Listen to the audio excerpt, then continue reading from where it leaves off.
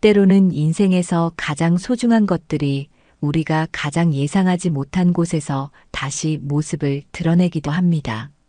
서준은 그날도 어김없이 서울 시내를 걷고 있었습니다. 수조원의 자산을 가진 성공한 사업가였지만 가끔은 이렇게 혼자서 거리를 거니는 것이 마음을 편안하게 해주었거든요. 높은 빌딩들 사이로 스며드는 저녁 노을이 도시 전체를 붉게 물들이고 있었습니다. 사람들은 각자의 삶을 향해 바쁘게 발걸음을 옮기고 있었어요. 직장에서 돌아가는 회사원들, 장을 보러 나온 주부들, 친구들과 만나러 가는 젊은이들까지 모든 사람이 저마다의 이야기를 안고 살아가고 있었죠. 서준도 그런 평범한 사람들 중 하나였습니다. 아니, 적어도 그렇게 느끼고 싶었어요. 아무리 많은 돈과 성공을 거머쥐었다 해도 결국 혼자 걷는 이 거리에서는 그저 한 사람의 남자일 뿐이었거든요. 그런데 바로 그때였습니다. 육교 아래 그늘진 곳에서 희미하게 들려오는 목소리가 서준의 발걸음을 멈춰 세웠어요. 엄마, 배고파. 조금만 참아, 우리 예린아. 곧 뭔가 해결될 거야. 여자의 목소리였습니다. 지친 듯 하면서도 어딘가 익숙한 그 목소리에 서준은 무의식적으로 고개를 돌렸어요. 육교 아래 어둠 속에서 한 여자가 2명의 어린 아이와 함께 앉아 있었습니다. 초라한 행색이었지만 아이들을 감싸 안고 있는 그 여자의 모습에서는 강인함이 느껴졌어요. 서준은 처음에는 그냥 지나치려 했습니다. 이런 광경이 서울 거리에서 드문 일은 아니었거든요.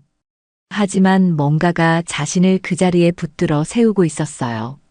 여자가 고개를 들어 가로등 불빛이 얼굴을 비추는 순간 서준의 심장이 멎는 듯한 충격이 밀려왔습니다. 윤지수였습니다. 10여 년 전 어쩔 수 없는 이별을 택해야 했던 바로 그 사람. 서준의 첫사랑이었던 윤지수가 바로 거기 있었어요. 시간이 멈춘 듯 했습니다. 서준의 머릿속에는 대학 시절의 아름다운 추억들이 파노라마처럼 펼쳐졌어요. 도서관에서 함께 공부하던 모습, 캠퍼스를 손을 잡고 걷던 날들, 미래를 꿈꾸며 나눴던 수많은 대화들. 하지만 지금 서준 앞에 있는 지수는 그때의 밝고 희망찬 모습과는 너무나 달랐습니다. 피곤해 지친 얼굴, 해진 옷, 그리고 무엇보다 2아이를 끌어안고 있는 절망적인 상황. 서준은 가슴이 먹먹해졌어요. 자신이 성공가도를 달리는 동안 지수는 이렇게 힘겨운 시간을 보내고 있었던 것입니다. 지수는 서준을 알아보지 못했어요. 10여 년이라는 세월이 두 사람을 많이 바꿔놓았거든요. 더군다나 지수는 지금 당장의 생존에만 집중할 수밖에 없는 상황이었고요. 서준은 다가가고 싶었지만 쉽게 발걸음이 떨어지지 않았습니다. 어떻게 접근해야 할지, 무엇부터 말해야 할지 도무지 알 수가 없었어요. 그저 멀리서 지수와 아이들을 바라보며 가슴 깊은 곳에서 올라오는 복잡한 감정들과 마주해야 했습니다. 사랑, 그리움, 미안함, 그리고 다시 만날 수 있다는 기적 같은 기쁨까지. 운명이라는 게 정말 존재한다면 아마도 이런 순간을 두고 하는 말일 것입니다. 서준은 그날 밤 자신의 인생이 완전히 새로운 방향으로 흘러가게 될 것이라는 걸 아직 모르고 있었어요. 그날 밤 서준은 한잠도 잘 수 없었습니다. 지수와 아이들의 모습이 계속해서 머릿속을 맴돌았거든요. 다음 날 이른 아침부터 서준은 다시 그 육교 근처로 향했습니다. 혹시나 하는 마음이었지만 다행히 지수와 아이들은 여전히 그곳에 있었어요. 서준은 멀리서 지수 일가를 조심스럽게 관찰했습니다. 아이들은 아직 어려 보였어요. 큰 아이가 8살 정도, 작은 아이는 5살쯤 되어 보였습니다. 엄마, 언제 집에 가요? 큰 아이가 지수에게 물었어요. 지수는 아이의 머리를 쓰다듬으며 대답했습니다. 곧이야, 우리 수진아. 엄마가 일자리를 구하면 금방 새 집을 구할 수 있을 거야. 하지만 지수의 목소리에는 확신이 없었어요.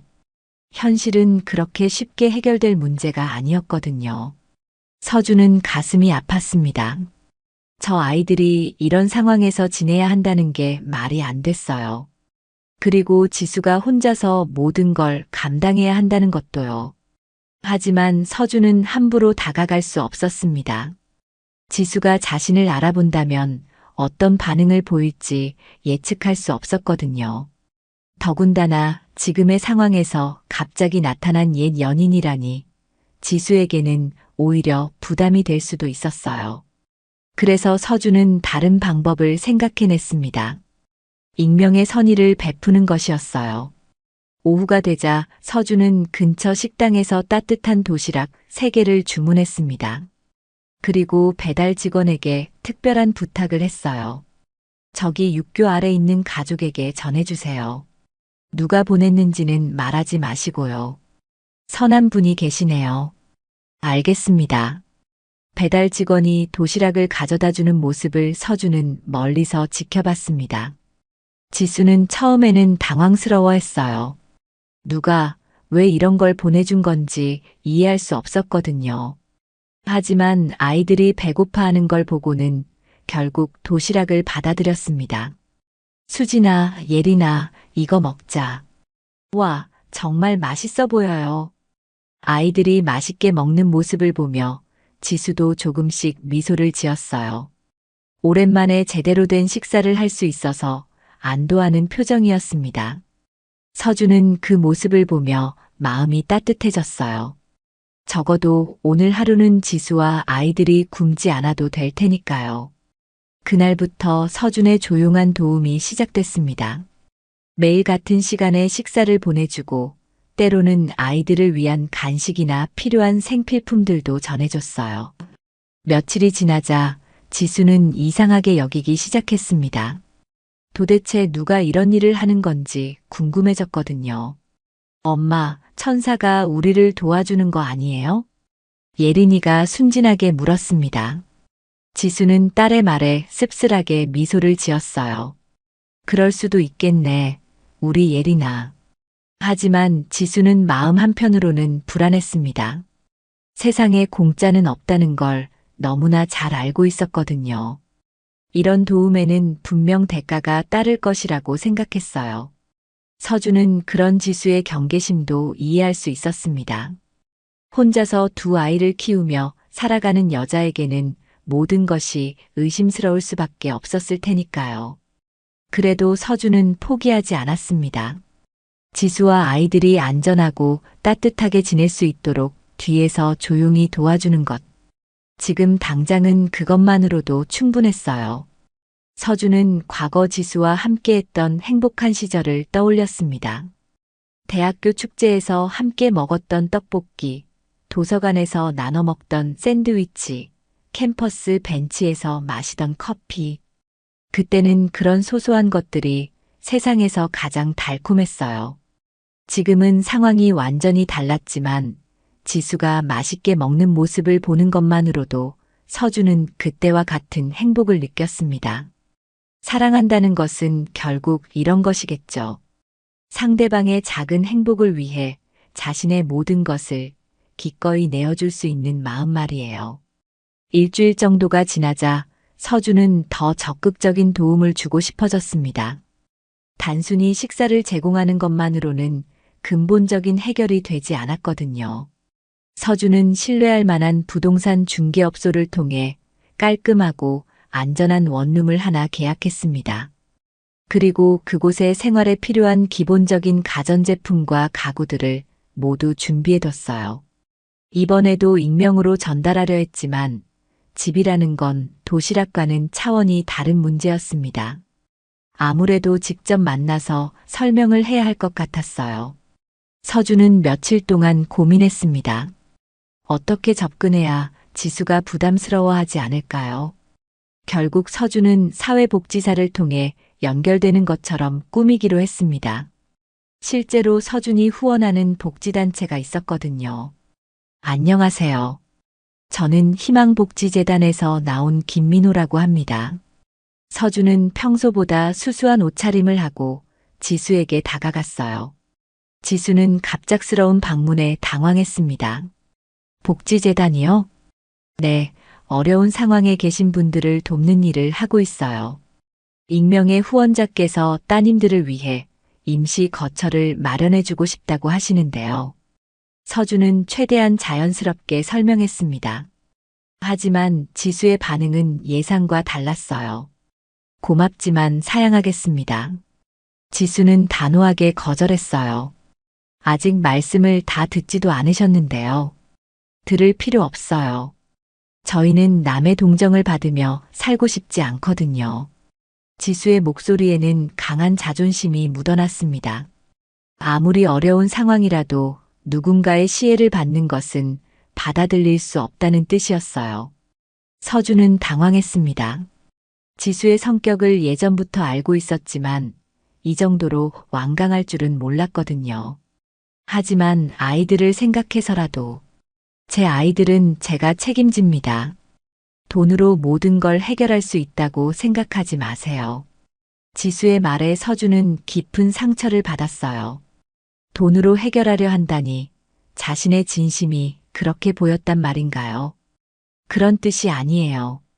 정말 순수한 선의로. 순수한 선이라고요? 세상에 그런 건 없어요. 모든 도움에는 대가가 따르는 법이에요. 지수는 점점 격해졌습니다. 지난 몇 년간 겪었던 배신과 실망들이 그 아래 목소리에 모두 담겨 있었어요. 저는 제 딸들과 함께 당당하게 살고 싶어요. 누구의 시선도 의식하지 않고 누구에게도 빚지지 않으면서요. 서준은 더 이상 말할 수 없었습니다. 지수의 결의가 너무나 확고했거든요. 그날 밤 지수는 아이들을 데리고 다른 곳으로 떠났습니다. 서준이 다시 찾아올까봐 걱정됐던 거예요. 서준은 빈 육교 아래를 바라보며 깊은 좌절감을 느꼈습니다. 도우려고 했던 마음이 오히려 지수를 더 멀리 밀어낸 것 같았어요. 하지만 서준은 포기할 수 없었습니다. 지수가 어디로 갔는지 알아내기 위해 모든 수단을 동원했어요. 며칠 후 서준은 지수 일가가 시내 한 고시원에 머물고 있다는 걸 알아냈습니다. 좁고 답답한 방에서 세 식구가 함께 지내고 있었어요. 서준은 다시 한번 접근을 시도했지만 지수는 더욱 경계심을 드러냈습니다. 왜 계속 따라오는 거예요? 정말 불쾌해요. 오해가 있는 것 같은데 진짜 도움을 드리고 싶을 뿐이에요. 그만하세요. 우리 가족 일에 개입하지 마요. 지수는 화를 내며 서준을 떠밀었어요. 그 순간 서준의 안경이 떨어졌고 지수는 잠깐 서준의 얼굴을 유심히 바라봤습니다. 뭔가 낯익은 느낌이 들었지만 확신할 수는 없었어요. 10여 년이라는 세월이 서준의 모습을 많이 바꿔놨거든요. 서준은 서둘러 안경을 다시 썼습니다. 아직 정체를 밝힐 때가 아니라고 생각했어요. 죄송합니다. 더 이상 방해하지 않겠습니다. 서준은 그렇게 말하고 돌아섰지만 마음속으로는 지수와 아이들을 계속 걱정했습니다. 멀리서라도 지켜보겠다고 다짐했어요. 지수는 그날 밤 왠지 모르게 불안한 마음이 들었습니다. 그 남자에게서 묘하게 익숙한 느낌을 받았거든요. 하지만 누구인지는 도저히 기억나지 않았어요. 지수의 상황은 점점 더 어려워져 갔습니다. 고시원비를 내기도 빠듯한 상황에서 제대로 된 일자리를 구하기란 쉽지 않았어요. 아이들은 매일 집에 언제 가요? 라고 물었지만 지수는 답할 수가 없었습니다. 돌아갈 집이 없었거든요. 그러던 어느 날 지수에게 일자리 제안이 들어왔습니다. 한 남자가 고시원으로 찾아와서 좋은 조건의 일자리가 있다고 했어요. 시급도 괜찮고 숙식도 제공된다고 하니까 한번 알아보시죠. 정말요? 어떤 일인데요? 식당 일이에요. 지방에 있긴 하지만 조건이 정말 좋아요. 지수는 의심스러웠지만 선택의 여지가 없었습니다. 당장 고시원비도 밀려있는 상황이었거든요.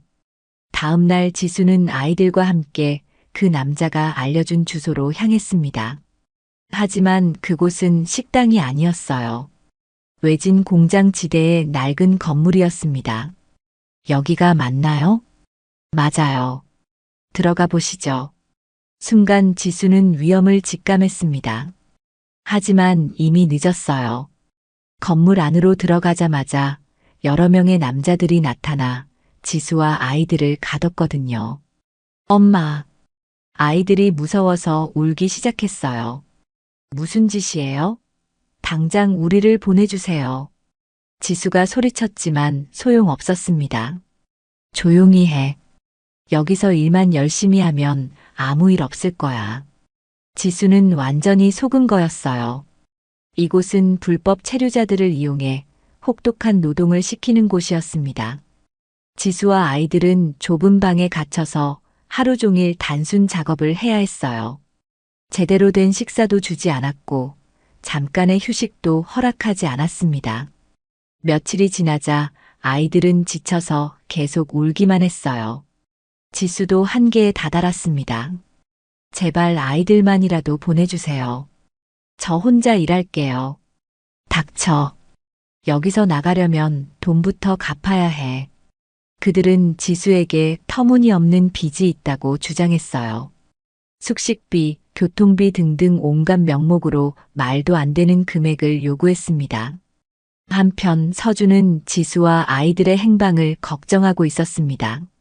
며칠 전부터 고시원에서 모습을 보이지 않았거든요.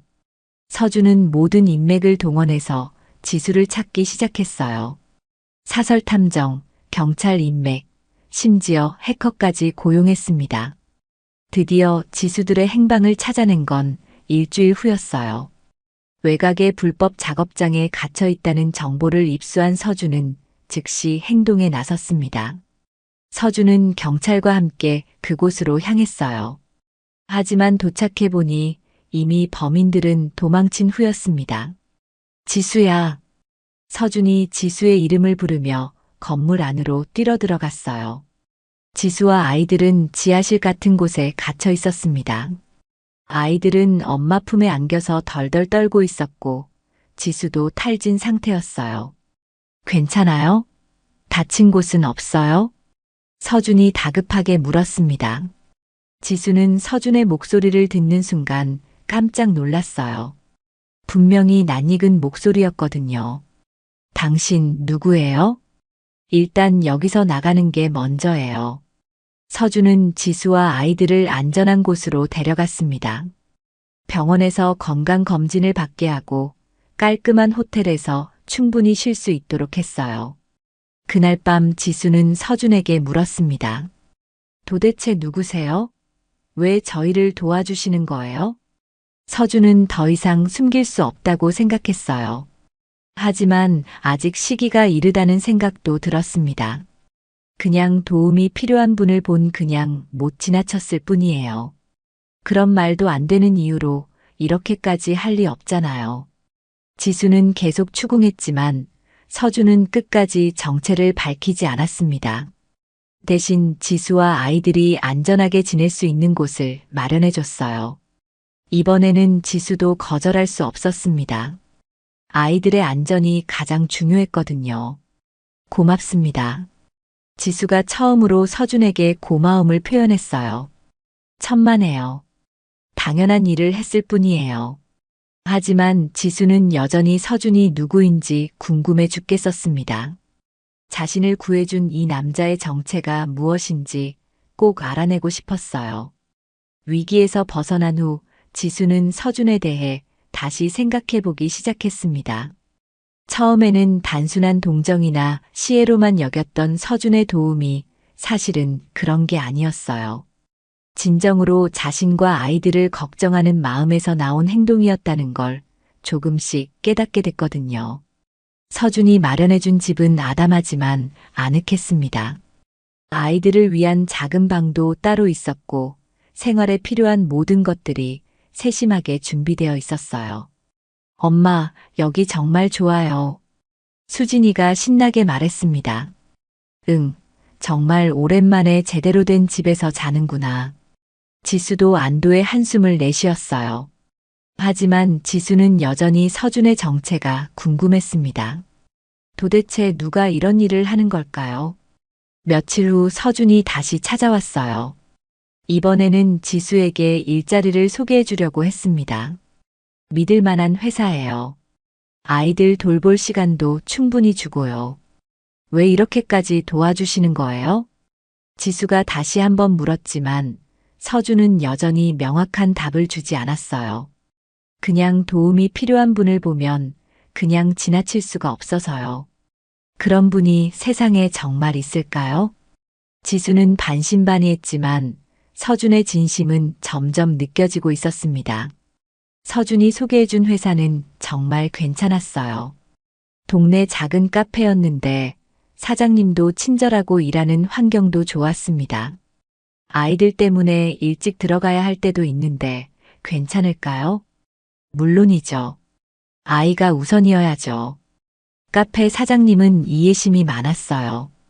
나중에 알고 보니 서준이 미리 상황을 설명하고 부탁을 해둔 거였습니다. 지수는 오랜만에 안정된 일상을 되찾기 시작했어요. 아침에 아이들을 학교에 보내고 카페에서 일하고 저녁에는 함께 저녁을 먹는 평범한 하루. 그런데 아이들이 이상한 얘기를 하기 시작했어요. 엄마, 오늘 학교 앞에서 아저씨가 우리 보고 웃어줬어요. 아저씨? 응, 키 크고 안경 쓴 아저씨. 되게 친절해 보였어요. 지수는 혹시나 하는 마음이 들었습니다. 서준이 아이들을 지켜보고 있는 건 아닐까요? 다음 날 지수는 일부러 일찍 카페를 나와서 아이들 학교 근처로 갔어요. 정말로 서준이 멀리서 아이들을 지켜보고 있었습니다. 지수는 서준에게 다가갔어요. 정말 당신이었군요. 아, 들켰네요. 서준은 약간 당황스러워했지만 부인하지는 않았어요. 왜 이런 일을 하시는 거예요? 정말 이유를 모르겠어요. 지수가 간절히 물었습니다.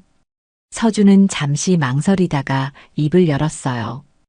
혹시 대학교 때 강서준이라는 사람을 기억하세요? 순간 지수의 얼굴이 하얗게 변했습니다. 강서준, 그 이름은 절대 잊을 수 없는 이름이었거든요. 설마. 네, 맞아요. 저예요, 지수야. 지수는 그 자리에서 주저앉을 뻔했어요. 10여 년 만에 듣는 그 목소리, 그 이름. 서준아. 오랜만이야, 지수야. 두 사람은 한동안 말없이 서로를 바라봤습니다. 세월이 흘러 많이 변했지만 눈빛만은 예전 그대로였어요. 어떻게 이럴 수가 있어. 지수의 눈에 눈물이 고였습니다. 나도 믿어지지 않아. 하지만 정말 다행이야. 다시 만날 수 있어서. 서준의 목소리도 떨리고 있었어요.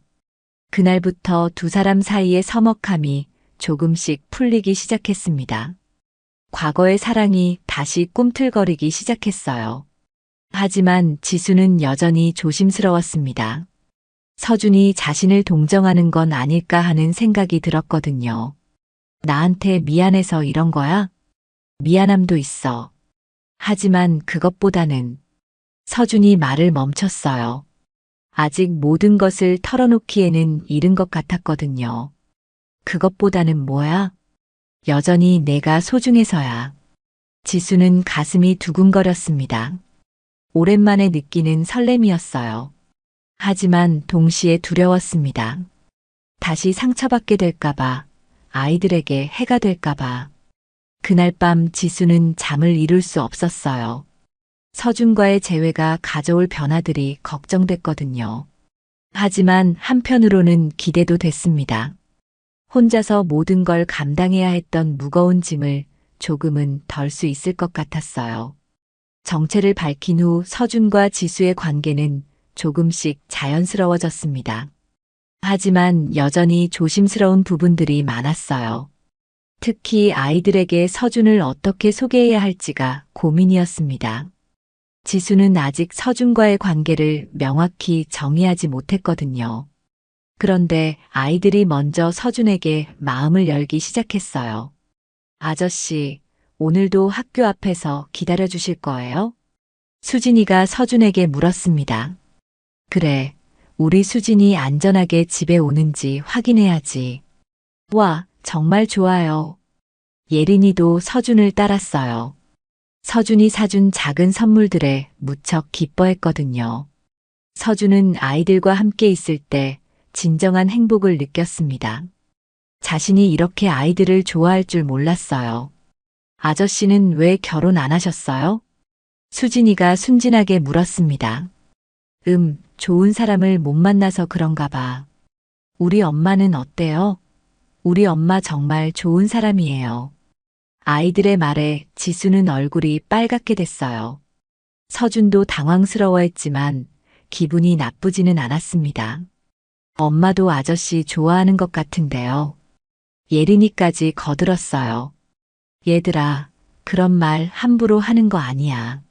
지수가 아이들을 말렸지만 내심 서준의 반응이 궁금했어요. 며칠 후 수진이가 갑자기 열이 났습니다. 지수는 당황했지만 서준이 즉시 도와줬어요. 빨리 병원으로 가자. 하지만 응급실비가. 그런 건 나중에 생각해. 수진이가 우선이야. 서준은 수진이를 안고 병원으로 뛰어갔어요. 지수와 예린이도 함께 따라갔습니다. 다행히 큰 병은 아니었어요.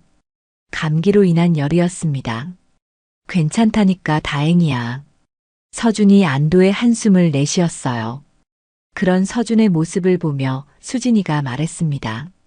아저씨가 아빠처럼 챙겨주시네요. 아빠처럼? 네, 저희 진짜 아빠는 우리가 아파도 관심 없었거든요. 아이의 말에 지수는 마음이 아팠어요. 전 남편은 정말 무책임한 사람이었거든요. 하지만 아저씨는 달라요. 우리를 정말 걱정해 주시잖아요. 서준은 수진이의 말에 깊은 감동을 받았습니다. 아이들이 자신을 이렇게 받아들여 준다니. 그날 밤 지수가 서준에게 말했어요. 고마워, 서준아. 정말 고마워. 고맙긴 뭘. 당연한 일을 했을 뿐이야. 당연한 일이 아니야. 내 아이들을 이렇게 아껴주는 사람이 얼마나 될까. 지수의 목소리에는 진심 어린 감사가 담겨 있었어요. 지수야, 나는. 서준이 뭔가 말하려다가 멈췄어요. 뭐야? 아니야, 나중에 얘기할게. 하지만 그 후로 아이들은 서준을 아저씨가 아닌 다른 이름으로 부르기 시작했어요. 아빠, 오늘 학교에서 재미있는 일이 있었어요. 수진이가 서준에게 달려왔습니다. 아빠라고 불러도 돼요? 예린이도 조심스럽게 물었어요. 서준은 가슴이 벅차올랐습니다. 누군가에게 아빠라고 불리는 게 이렇게 행복한 일인지 몰랐어요. 물론이지, 우리 딸들. 지수는 이런 모습을 보며 복잡한 감정이 들었어요. 아이들이 행복해하는 모습은 좋았지만 혹시 나중에 또 이별하게 되면 어떻게 할까 하는 걱정도 됐거든요. 하지만 서준의 진심은 의심할 여지가 없었습니다. 아이들을 정말 친딸처럼 아꼈고 지수를 향한 마음도 변하지 않았어요. 어느 날 저녁 서준이 저녁을 준비하고 있는 지수에게 다가왔습니다. 지수야. 응? 우리 이제 정식으로 사귀는 거 맞지? 지수는 얼굴이 빨갛게 됐어요. 사실 둘 다 그런 마음이었지만 명확히 말한 적은 없었거든요. 바보야, 이제야 그런 말을 하네. 그럼 좋다는 거야? 물론이지. 그날 밤 아이들도 환호했어요. 정말로 가족이 된 것 같았거든요. 서준은 그날 밤 잠들기 전에 생각했습니다. 자신의 인생에서 가장 행복한 시간이 바로 지금이라고. 돈으로는 살 수 없는 진정한 행복을 찾았다고. 몇 개월이 흘러 서준과 지수 그리고 아이들은 진짜 가족처럼 지내게 됐습니다. 일상의 소소한 순간들이 모두 소중했어요. 아침에 함께 아이들을 학교에 데려다주고 저녁에는 온 가족이 모여 식사를 하는 평범한 일상. 서준에게는 그런 평범함이 가장 특별한 것이었습니다. 어느 날 서준이 특별한 제안을 했어요. 이번 주말에 바다 보러 갈까? 바다요? 아이들이 눈을 반짝였습니다. 네, 오랜만에 가족여행을 가자. 서준이 가족여행이라는 말을 사용한 걸 듣고 지수는 가슴이 따뜻해졌어요. 정말로 자신들을 가족으로 생각하고 있다는 뜻이었거든요. 주말이 되자 네 사람은 동해안으로 향했습니다. 아이들은 차 안에서 내내 신났어요. 와, 바다다. 아이들이 바다를 보자마자 소리쳤습니다. 파도 소리와 갈매기 울음소리, 그리고 시원한 바람까지. 모든 게 완벽했어요. 아이들은 해변에서 신나게 뛰어놀았습니다. 모래성도 쌓고 조개 껍데기도 주우며 즐거운 시간을 보냈어요. 서준과 지수는 조금 떨어진 곳에서 아이들을 바라보며 대화를 나눴습니다. 행복해 보인다. 서준이 말했어요. 응, 오랜만에 보는 모습이야. 예전에는 항상 걱정만 가득했는데. 지수도 아이들의 밝은 모습에 흐뭇해했습니다. 해질녘이 되자 하늘이 온통 붉게 물들었어요.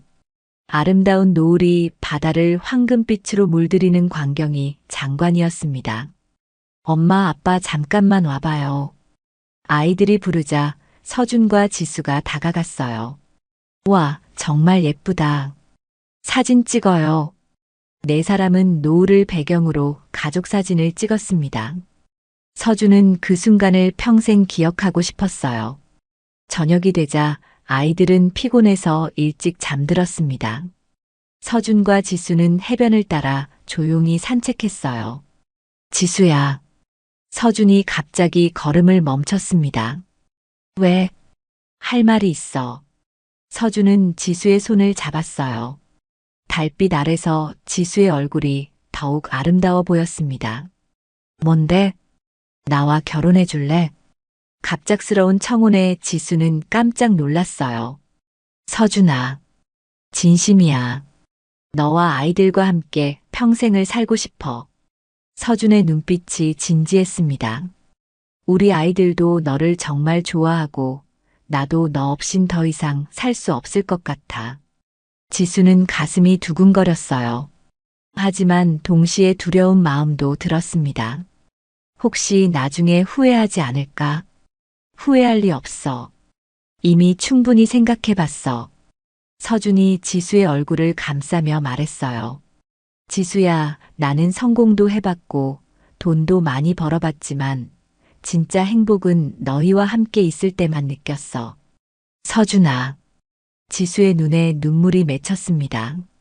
대답해줘, 지수야. 바보야, 물어볼 필요도 없잖아. 지수가 미소를 지으며 말했어요. 그럼 좋다는 거야? 당연하지. 두 사람은 그 자리에서 포옹했습니다. 파도 소리가 축하하는 것 같았어요. 그때 아이들이 깨서 나왔습니다. 엄마, 아빠 뭐해요? 우리 엄마, 아빠 결혼하는 거예요? 아이들의 질문에 서준과 지수는 웃음을 터뜨렸어요. 맞아. 우리 정말 가족이 되는 거야. 서준이 아이들을 안으며 말했습니다. 와. 아이들이 환호성을 지르며 서준과 지수에게 달려왔어요. 그날 밤 네 사람은 바닷가 펜션에서 가장 행복한 시간을 보냈습니다. 진정한 가족이 된 기쁨을 만끽했어요. 서준은 그날 밤 하늘의 별들을 바라보며 생각했습니다. 인생에서 가장 소중한 것은 사랑이라는 걸. 그리고 그 사랑을 함께 나눌 사람들이 있다는 게 얼마나 감사한 일인지를. 지수도 마찬가지였어요. 힘들고 절망적이었던 시간들이 결국 이 행복으로 이어졌다는 게 신기했습니다. 모든 고난에는 의미가 있었던 거죠. 몇 주 후 서준은 특별한 계획을 세웠습니다. 지수에게 정식으로 청혼하고 싶었거든요. 바닷가에서의 고백도 좋았지만 더 특별한 순간을 만들어주고 싶었어요. 서준은 교회에 있는 아름다운 꽃밭을 빌렸습니다. 온갖 종류의 꽃들이 만발한 환상적인 장소였어요. 아빠, 오늘은 어디 가는 거예요? 수진이가 물었습니다. 특별한 곳이야. 엄마가 정말 좋아할 거야. 서준은 미소를 지으며 대답했어요. 오늘은 정말 중요한 날이었거든요.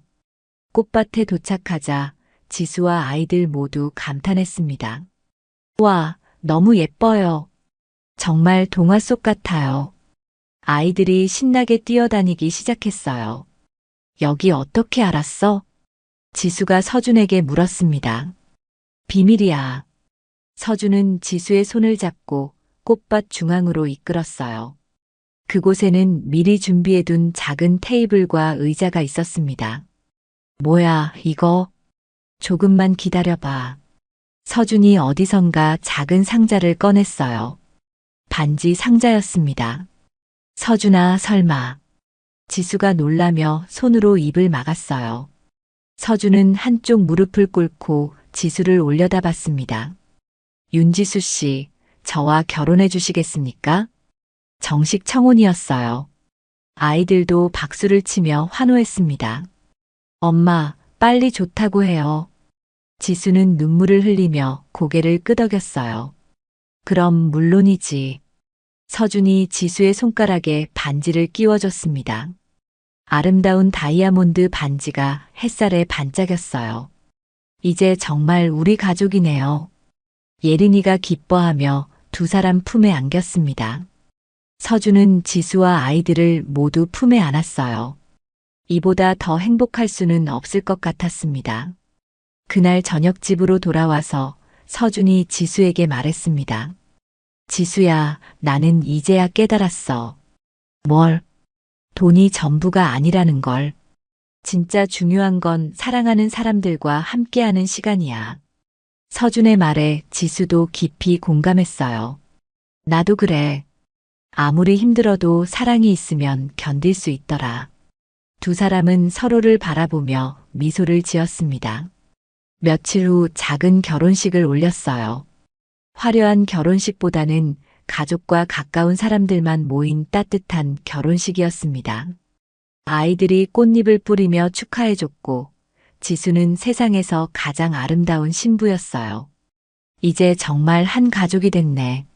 서준이 지수의 손을 꼭 잡으며 말했습니다. 응, 앞으로 어떤 일이 있어도 함께 이겨내자. 신혼여행은 아이들과 함께 제주도로 갔어요. 네 사람 모두에게 잊을 수 없는 추억이 됐습니다. 그로부터 몇 년이 흘렀습니다. 서준과 지수의 가정은 날로 화목해졌어요. 수진이와 예린이는 건강하게 자라났고 서준을 친아버지처럼 따랐습니다. 서준도 진짜 아버지가 된 기분이었어요. 지수는 카페 사장이 됐습니다.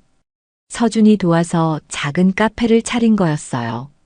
많은 손님들이 찾아오는 성공한 카페였습니다. 어느 날 저녁 온 가족이 모여 앉아 있을 때였어요. 아빠, 저희 진짜 행복해요. 수진이가 서준에게 말했습니다. 나도 정말 행복해, 우리 딸. 서준은 수진이의 머리를 쓰다듬으며 대답했어요. 우리 가족은 영원히 함께할 거죠? 예린이가 물었습니다. 물론이지. 영원히 함께할 거야. 지수가 아이들을 끌어안으며 약속했어요. 그날 밤 서준과 지수는 창밖을 바라보며 대화를 나눴습니다. 정말 꿈만 같아. 지수가 말했어요. 그래, 가끔 꿈인가 싶을 때가 있어. 앞으로도 계속 이렇게 행복할 수 있을까? 당연하지. 우리가 서로 사랑하는 한 계속 행복할 거야. 서준의 말에 지수는 고개를 끄덕였어요. 창밖으로는 별들이 반짝이고 있었습니다. 마치 이들의 행복을 축복해주는 것 같았어요. 서준은 생각했습니다. 인생에서 가장 소중한 것은 결국 사랑이라는 걸. 그리고 그 사랑을 나눌 가족이 있다는 게 얼마나 감사한 일인지를. 지수도 마찬가지였어요. 힘들었던 과거가 있었기에 지금의 행복이 더욱 소중하게 느껴졌습니다. 길 위에서 다시 만난 두 사람의 사랑은 이제 새로운 꽃을 피웠어요. 그 꽃은 영원히 시들지 않을 거였습니다. 사랑과 믿음으로 가꿔 나갈 테니까요. 앞으로 어떤 시련이 와도 이들은 함께 이겨낼 것입니다. 진정한 가족의 힘으로 말이에요. 그리고 그들의 사랑 이야기는 계속될 것입니다. 영원히 행복하게 말이에요.